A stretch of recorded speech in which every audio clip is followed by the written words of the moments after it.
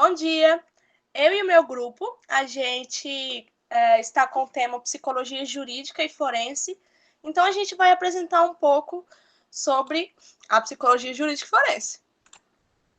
Bom, dando uma pequena introduçãozinha do que a gente vai falar no nosso trabalho, a gente vai falar do que é e como surgiu a Psicologia Forense, vamos falar também das áreas de atuação, do caso da Suzane von Richthofen, essa foi a nossa notícia que a gente escolheu.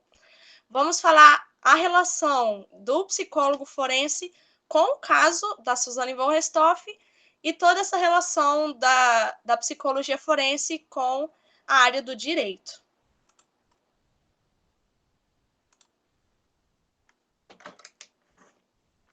Bom, a psicologia forense, ela meio que surgiu no mundo na metade do século XIX, com o escritor Prosper de Spine.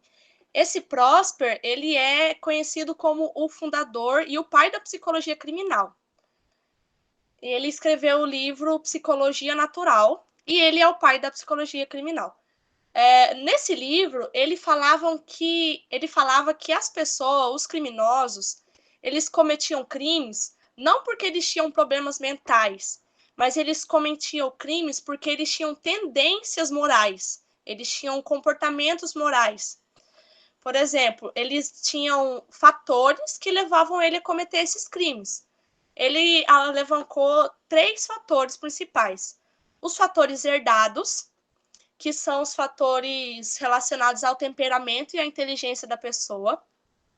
Os fatores mistos, que é referente ao caráter da pessoa. E os fatores adquiridos, que ele tem a ver com o convívio social da pessoa, a sua vida social. Já aqui no Brasil, surgiu entre 1950 e 1955. Ela veio para o Brasil com o livro Manual da Psicologia Jurídica, do escritor Mirey Lopes, e por conta desse livro que alavancou a psicologia jurídica aqui no Brasil e mostrou realmente a relação entre a psicologia e o direito. Os primeiros trabalhos do psicólogo forense aqui no Brasil estava relacionado com a elaboração de perícias. Eles atuavam principalmente em casas prisionais e nos manicômios judiciários. O psicólogo forense, ele já está dentro do sistema judicial há uns 40 anos, mais em alguns estados do que em outros. Mas teve a criação de uma lei, a Lei da Execução Penal, a Lei Federal 7.210, de 11 de junho de 84, que nessa lei dizia que agora era obrigatório e que o psicólogo ele era reconhecido legalmente, trabalhando legalmente dentro das instituições penitenciárias. Mais à frente, nos anos 80, o psicólogo dentro do Poder Judiciário, ele trabalhava ao atendimento à família. E depois disso, surgiu já o primeiro concurso público em São Paulo, e também para trabalhar ajudando as famílias que estavam passando por processo de medida protetiva. E depois disso começaram a implantar concursos públicos no resto do Brasil e assim se tornando popular não, estando presente no Brasil inteiro. Uma função muito importante do psicólogo jurídico é a sua atuação dentro do juizado de menores. Ele trabalha realizando perícias, trabalhando mais relacionado nos processos de crime e nos processos de adoção. Teve a criação do Estatuto da Criança e do Adolescente, o ECA, e com a criação desse estatuto, a função do psicólogo ele cresceu muito mais. Então, ele começou a trabalhar em acompanhamentos e aplicando medidas protetivas. Surgiu também a Fundação Estadual do Bem-Estar do Menor, a FABEM. E nessa instituição, ela abrigava crianças que eram vítimas de abuso sexual, que eram vítimas de maus tratos e vítimas de abandono. Depois disso, também foi criada a Fundação do Atendimento Socioeducativo, a FASE, e nela aplica medidas sociais e educativas nessas crianças e nesses adolescentes. Também houve a criação da Fundação Especial, de Proteção Especial, a FPE, e nela é responsável pelas medidas de proteção dessas crianças e adolescentes. Além do sistema judiciário, o psicólogo forense ele pode atuar em várias áreas. Ele pode atuar em programas de reeducação e reinserção a jovens infratores. Ele pode trabalhar também em centros de apoio às vítimas e crianças e adolescentes. Pode trabalhar em centros de saúde mental, em centros de saúde prisional. Algumas funções também, que vão ser mais detalhadas mais à frente, mas algumas outras funções do psicólogo forense, ele pode avaliar se um determinado criminoso, ou determinada pessoa, ela pode ou não sofrer uma determinada pena. Se a pena que ela vai sofrer pode ou não ser essa pena, dependendo da sua situação mental, ou se essa pessoa tem algum transtorno mental. Pode trabalhar também em avaliação de reincidência em crimes. Então, isso acontece principalmente principalmente com agressores sexuais, com estupradores, que avaliam se essas pessoas, esses criminosos, eles podem ou não voltar a ser reinserido na sociedade, vendo quais a probabilidade dele voltar ou não a cometer esses crimes. Pode trabalhar também na avaliação de custódia, vendo se a pessoa vai ter o alvará de soltura ou não. Mas não só o psicólogo forense trabalha dentro do sistema judiciário. Por exemplo, um psicólogo clínico também pode atuar dentro do sistema judiciário, dando assistência, dando diagnóstico e assistência aos criminosos, dando assistência também às famílias que estão passando por esse processo, que tem algum parente, alguém passando por sendo preso ou não. E também o psicólogo educacional pode trabalhar na área judicial, muitas vezes trabalhando em escolas, com as crianças e com os adolescentes, vendo como é que estão a saúde mental deles, desse processo familiar de pessoas que estão sendo presas, e também pode ajudar a trabalhar no sistema judiciário, trabalhando tipo assim, uma família que está lutando pela guarda dos filhos. O psicólogo o psicólogo educacional e o clínico pode atuar nisso também.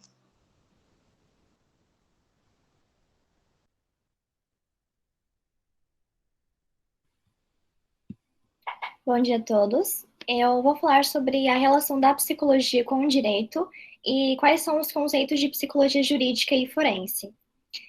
Tanto o direito quanto a psicologia são áreas do conhecimento que buscam a compreensão do comportamento humano. Enquanto a psicologia versa sobre a compreensão do comportamento dos indivíduos, o direito legisla com base no conjunto de regras que visa a regulamentar esse comportamento.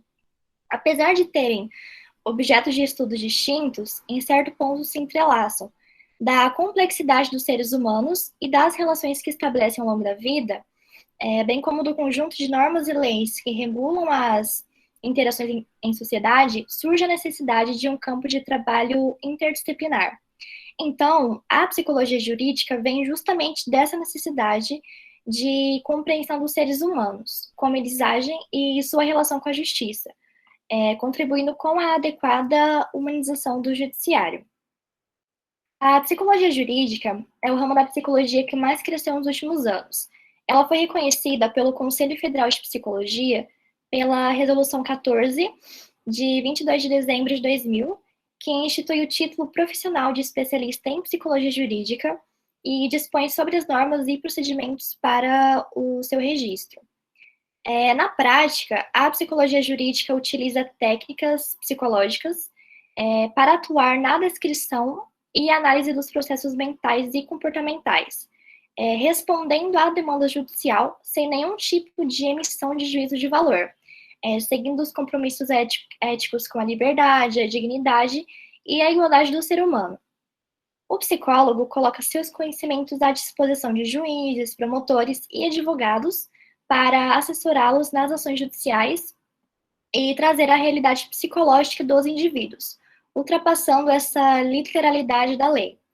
Então, se trata de uma análise aprofundada do contexto de vida das pessoas que estão inseridas nos processos judiciários. Ou seja, o intuito é reconhecer as vivências e a história de cada sujeito que procura ou é demandado pelo judiciário. A complexidade do ser humano faz afastar a ideia de que basta aplicar a lei quando os problemas chegam aos tribunais. Essa interdisciplinaridade privilegia a aplicação da lei por atender à diversidade, à unicidade, ao sujeito e ao seu contexto, podendo compreendê-la e melhorá-la, tornando-a mais eficaz. É importante ressaltar que a psicologia se apresenta como ciência complementar em relação às demandas da justiça, não sendo um saber que se sobressai, nem seja submisso ao poder judicial. Assim como nos Estados Unidos, no Brasil, a psicologia inicialmente foi chamada a contribuir para avaliações de casos criminais, sendo de fato forense, e com o tempo foi se tornando jurídica. Na literatura internacional, a expressão psicologia forense é mais usual que a expressão psicologia jurídica. Isso porque, especialmente nos países onde o direito tem origem anglo-saxônica, a função da psicologia é limitada ao papel do psicólogo como auxiliar da justiça em temas que envolvem a saúde mental das pessoas nos processos judiciais. Forense refere-se a fórum, o lugar do julgamento das questões legais, e onde começou a ser aplicada a psicologia no sistema legal dos Estados Unidos. Por isso, esse nome foi consolidado. Podemos entender que a psicologia forense se refere às atividades do psicólogo que auxiliam o sistema legal.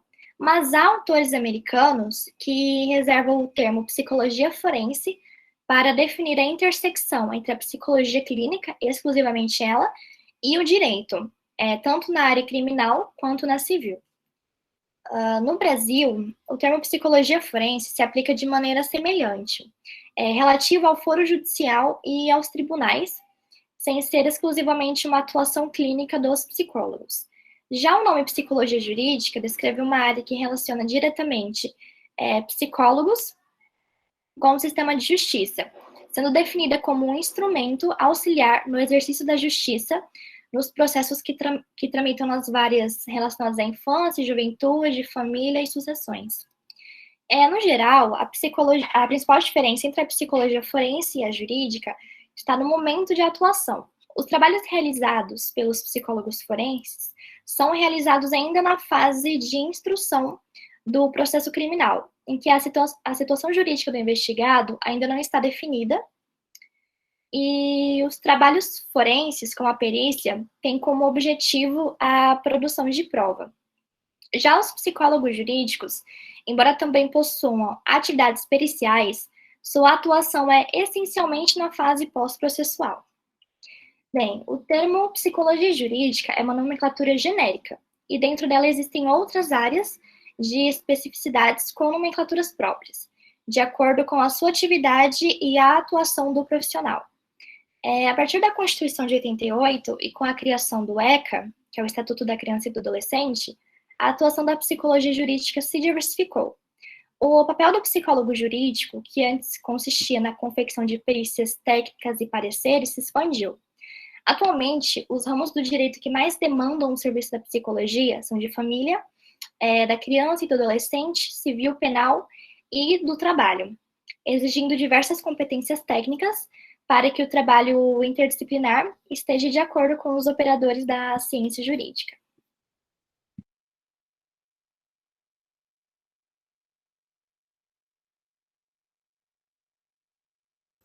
Bom dia, gente. Eu sou a Bárbara. Vou falar sobre as áreas de atuação do psicólogo forense, além do que a Evelyn falou. A psicologia forense jurídica, ela tem grandes possibilidades de atuação, porque o profissional pode não só trabalhar com a pessoa que cometeu o crime, com o infrator, como também as vítimas e os profissionais envolvidos no caso. A primeira é a psicologia do crime, onde o psicólogo trabalha diretamente com o infrator, com o direito penal. E o principal objetivo é analisar como que esse comportamento criminoso perigoso se manteve, se adaptou e se desenvolveu no indivíduo.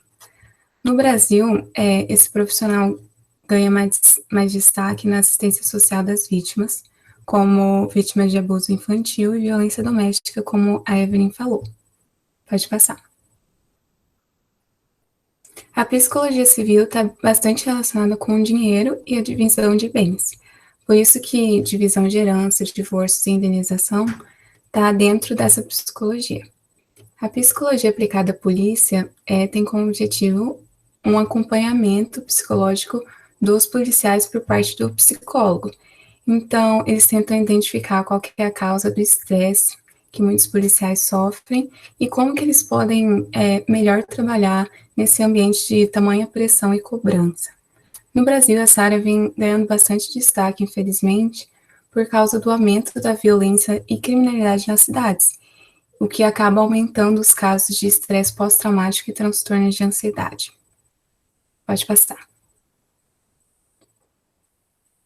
A avaliação da psicologia forense, como a Luana falou, é bem importante e está bastante relacionada com o direito. Então, o psicólogo, além de entrevistar o réu e observar, ele dá uma nova interpretação dos comportamentos do réu, dando essa visão um pouco mais humana para a avaliação. E isso acaba ajudando bastante os profissionais da justiça na decisão final do tribunal. Por último, vou falar sobre psicologia aplicada ao sistema correcional e programas de prevenção. O sistema correcional, ele tenta minimizar os efeitos que o encarceramento causa no indivíduo. E, além disso, o psicólogo tem como objetivo ver se o prisioneiro tem capacidade de voltar para a sociedade. Daí, nesse processo, o envolvimento dos familiares é bastante importante para proporcionar um maior apoio nessa adaptação do réu. O programa de prevenção, como o próprio nome diz, tem o objetivo de diminuir a quantidade de possíveis casos que vão ter no futuro. Mas no Brasil, infelizmente, esse programa não é eficiente, porque muitas pessoas não entendem que o crime não está relacionado simplesmente com a pessoa que comete, mas também com o ambiente em que ela está inserida. Então, muitos fatores possibilitam que a pessoa cometa o crime, como aspectos socioeconômicos e a realidade em que ela está inserida. Então, se a pessoa continua nesse contexto que tem grande criminalidade e violência, provavelmente no futuro vão continuar acontecendo mais e mais casos. Pode passar.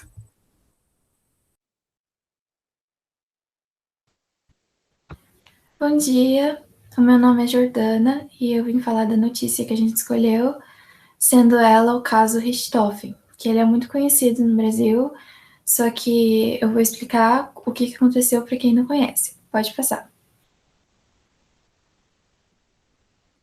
Ele se passa na família von Richthofen, que era uma família tranquila, uma família rica. Os vizinhos dizem que eles eram discretos, eles não faziam barulho, eles não faziam festas, eles eram respeitosos. A família ela é constituída pelo pai, que se chama Manfred, ele era um engenheiro, pela mãe, que se chama Marísia, que era uma psiquiatra, e pelos dois filhos do casal, a Suzane e o Alfred. Pode passar. A Suzane, ela sempre foi muito inteligente, na época ela tinha 18 anos e ela falava 3 línguas, sempre estudou nas melhores escolas e a família dela sempre privilegiava a educação. Ela tinha um irmão, como eu já disse, o Alfred, e ele fazia aulas de aeromodelismo. E o professor do Alfred era o Daniel Cravinhos. Daniel Cravinhos, ao contrário da Suzane, era uma pessoa pobre, uma pessoa, como dizem os vizinhos dele, problemática. Ele era usuário de drogas E só que a Suzane se apaixonou por ele e começou a fazer aula com o Alfred para ficar mais perto dele. Nisso, eles começaram a namorar. No início do namoro, a família da Suzane não ficou contra porque pensavam que era passageiro. Só que aí a Suzane começou a mudar de comportamento, como pedir mais dinheiro para o pai na mesada e dar presentes caros para o Daniel. Só que nisso, a família da Suzane proibiu esse namoro. E também coisas do comportamento dela que os pais não sabiam, mas depois a gente soube, foi que ela começou a usar drogas, como a maconha, o êxtase e a cola, e a fazer coisas absurdas, que o Alfred, depois disso, no depoimento dele, como levar o irmão mais novo, que seria o Alfred, para um motel escondido num porta-mala, só para mostrar para ele como que era o motel. Tipo, o que tinha lá. Pode passar. No dia 31 de outubro de 2002, aconteceu uma coisa que acabou com a paz dessa família, que foi o assassinato dos pais de Suzane. A Marísia e o Manfred foram encontrados mortos na cama do quarto deles, com marcas de espancamento, de traumatismo ucraniano. Ao lado da mulher tinha uma jarra de água sem copo, ou seja, quem pegou essa jarra de água foi os assassinos, porque não tinha motivo de alguém pegar uma jarra de água sem um copo. Na boca da mulher tinha uma toalha molhada, que fazia pensar que ela morreu asfixiada também. Ao lado do marido tinha uma arma no chão e o quarto estava totalmente bagunçado. Além do quarto, o escritório também estava bagunçado e tinha uma maleta que estava perfurada. E nessa maleta tinha dinheiro, só que esse dinheiro havia sumido. Quando a perícia chegou na casa, eles encontraram uma cena do crime totalmente de principiante, porque havia muitas evidências ali muito esquisitas. O perito do caso disse que os assassinos queriam demonstrar que aquele assassinato foi por latrocínio. Só que não tinha justificativa, porque a casa, com a segurança estava desligada, a segurança inteira estava desligada, não tinha sinais de arrombamento, e só o quarto e o escritório que estava bagunçado. Ou seja, o assassino sabia muito bem como que funcionava a casa, como funcionava o horário da família, onde estava a jarra de água, porque a cozinha estava totalmente impecável de organizada, não tinha nada fora do lugar. E sabia tudo o que tinha ali e conhecia as pessoas. Pode passar. O perito do caso, ele chegou lá na casa do crime, né? Pedido do Daniel. O Daniel ligou para a polícia e ao chegar lá, eles encontraram os dois mortos e foram falar para os filhos, né, o que tinha acontecido. Quando isso aconteceu, eles perceberam que a reação da Suzane foi totalmente esquisita. Ela estava totalmente fria. Ela só falava, tá, e agora? O que vai acontecer? Diferente do Alfred, que ficou em choque, começou a chorar, não começou a acreditar nisso, no que tinha acontecido. E o Daniel também fez uma coisa muito esquisita. Ele apresentou a nota fiscal de motel, que isso é muito esquisito de acontecer, porque ninguém pede uma nota fiscal. E ele falou exatamente a quantia que tinha na maleta. E essa quantia ela estava dividida em real, dólar e euro. É muito difícil alguém saber exatamente qual a quantia que tinha naquela maleta. E aí o crime repercutiu, porque era muito violento o que tinha acontecido pela cidade inteira, todo mundo sabia o que eles tinham roubado. Até que, em um dia, uma concessionária de motos ligou para a polícia falando que alguém tinha comprado uma moto em dólar, à vista. E isso era muito esquisito de acontecer. E quem tinha comprado era o Christian Cravinhos, irmão do Daniel. A polícia achou muito esquisito e chamou ele para depor. O Christian não aguentou a pressão do depoimento e, como ele queria uma pena menor, ele falou tudo o que tinha acontecido. E o que realmente aconteceu foi que os três, a Suzane, o Christian e o Daniel, planejaram a morte dos pais da Suzane, porque eles queriam a herança da família e eles queriam se vingar da proibição que os pais tinham dado a Suzane. E o que aconteceu na noite foi que a Suzane levou o Alfred para um cyberbar. Enquanto isso, o Daniel pegava o Christian na casa deles e levava para a casa da família. Nessa hora, os pais da Suzane já estavam dormindo, a Suzane confirmou disso e falou que o Christian e o Daniel já podiam entrar para matar os pais dela. Eles entraram com um capuz na cara, no rosto e 2 barras de ferro e começaram a bater no casal, até que eles tivessem traumatismo craniano. Só que esse tipo de morte causa um ronco muito alto. E o Christian, percebendo e se incomodando com esse som, foi para a cozinha, pegou essa jarra de água e pegou uma toalha, molhou essa toalha, colocou na boca da mulher até ela morrer, de fato. Não se sabe o paradeiro da Suzane nessa hora. Ela diz que ela estava na biblioteca. Depois da morte dos dois, os três foram para o escritório, começaram a bagunçar tudo. Como eu disse, eles queriam passar uma ideia de latrocínio. A Suzane abriu a maleta de dinheiro com a senha que ela tinha, pegou o dinheiro, deu para o Christian, fechou a mala e cortou ela para que os policiais pensassem que foi cortada, não que abriram com a senha. Depois disso, eles levaram o Christian para casa, deu o dinheiro que foi roubado para o Christian como pagamento do crime. Depois, o Daniel e a Suzane foram para o motel, porque eles queriam queriam um álibi para isso tudo, para quando a polícia chegasse, falasse e perguntasse o que tinha, onde eles estavam na hora do crime, e eles falassem que estavam no motel. Só que isso foi extremamente burro, porque o Daniel, depois que eles foram no motel, ele pediu uma nota fiscal que comprovasse que eles estavam no motel. Só que isso é muito esquisito. Como eu disse, ele apresentou para o policial achou muito suspeito, isso tudo.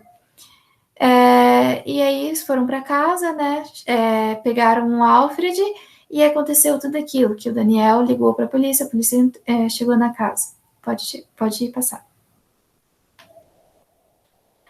Depois do depoimento do Christian, falando tudo o que tinha acontecido, os três falaram a verdade.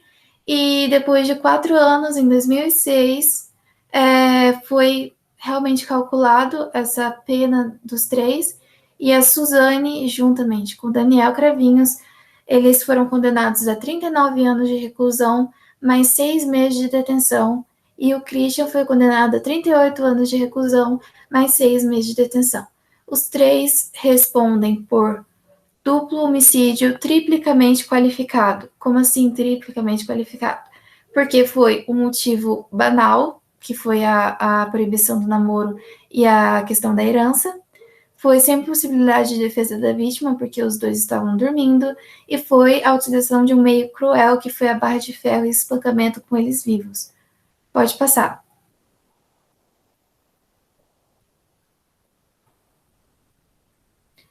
O Daniel, ele conseguiu o regime aberto, mesmo tendo 39 anos de prisão. Como ninguém fica 39 anos preso em reclusão em uma cela, ele conseguiu o regime aberto, mas mesmo assim ele é fiscalizado. O Christian, ele foi condenado a 38 anos, como eu disse, mas também conseguiu o regime aberto em 2017. Só que o Christian foi pego em 2018 em uma briga de bar, e ele estava portando munição ilegal. E aí, só que esse crime foi absolvido, porém, ele tentou subornar o policial, e isso foi terrível para ele, porque ele teve que voltar para a prisão. Oi, gente, bom dia. Eu vou falar um pouquinho sobre a relação entre o caso Ristoff e o tema do nosso trabalho, que é a psicologia jurídica e forense. Bom, como já foi dito anteriormente, a Suzane von Richthofen, o Daniel Kravinhos e o Christian Kravinhos foram os 3 responsáveis pelo crime. Mas eu vou focar mais na Suzane, porque ela foi submetida a mais testes psicológicos. Bom, em 2009, a Suzane entrou na justiça para solicitar o direito ao regime semiaberto, que é assegurado por lei a todos os indivíduos que tenham cumprido 1/6 da sua pena já na cadeia. E é o caso da Suzane. Só que para ser concedido a ela, a justiça exigiu que ela passasse por alguns testes criminológicos e psicológicos para determinar se ela estaria apta para voltar a viver na sociedade. E o teste que foi aplicado a Suzane é chamado teste de Rorschach, que popularmente é muito conhecido como borrão de tinta, que o psicólogo ele mostra várias fichas com imagens abstratas, como essas duas que estão aqui no slide, e o indivíduo deve dizer o que enxerga em cada uma delas. E esse teste consegue captar vários traços de personalidade com mais profundidade e determinam se o indivíduo pode voltar a viver em sociedade. No caso da Suzane, ela participou do teste 3 vezes e foi aprovada 3 vezes. Porque, inclusive, na vez em que ela tentou burlar o teste, ela conseguiu que seu advogado um livro, onde ela leu o teste, preparou algumas respostas prontas para convencer o psicólogo de que ela estava bem mentalmente. Só que isso não funcionou, porque o psicólogo, primeiro, conseguiu identificar que as respostas dela estavam muito rápidas e pareciam ser artificiais. E o segundo motivo é que o psicólogo exige que, se o paciente diz que enxergou algo, ele tem que mostrar onde enxergou. E a Suzane não sabia fazer isso porque as respostas dela estavam manipuladas e prontas. Então, ela reprovou em todas as vezes que participou. E as conclusões dos psicólogos que analisaram a Suzane foram que ela é extremamente narcisista e egocêntrica, com uma agressividade camuflada e possui um comportamento infantilizado. E a junção desses traços de personalidade mostram que ela é incapaz de direcionar as suas emoções a outras pessoas além dela mesma.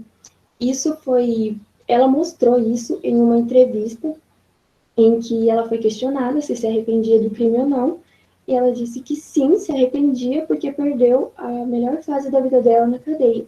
Então, ela encara o crime e tudo que aconteceu como um prejuízo pessoal. Ela não consegue ponderar sobre o que ela fez com os pais, sobre eles terem perdido a vida daquela forma terrível. Ela não consegue. Ela encara tudo como um prejuízo pessoal, como se só ela tivesse sido prejudicada ali.